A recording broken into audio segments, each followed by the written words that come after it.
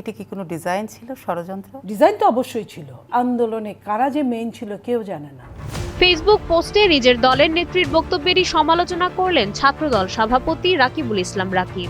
2024 সালের জুলাই আন্দোলন নিয়ে একটি বেসরকারি টেলিভিশনের টক শোতে বিএনপির সংরক্ষিত নারী আসনের সংসদ সদস্য নীলোফার চৌধুরী মনির করা মন্তব্যে তীব্র প্রতিক্রিয়া জানিয়েছেন তিনি।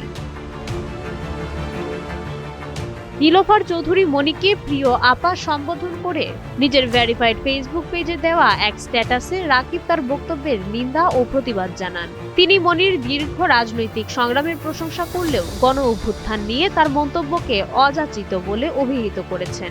এ ধরনের বক্তব্যে তিনি মর্মাহত ও ক্ষুব্ধ হয়ে জানিয়েছেন, ছাত্রদল তার এই বক্তব্য ঘৃণা ভরে প্রত্যাখ্যান করছে।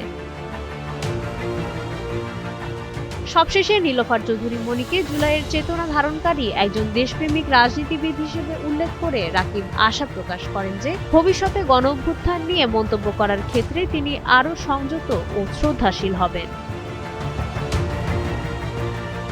মাইশা মালিহা, সময়ের আলো।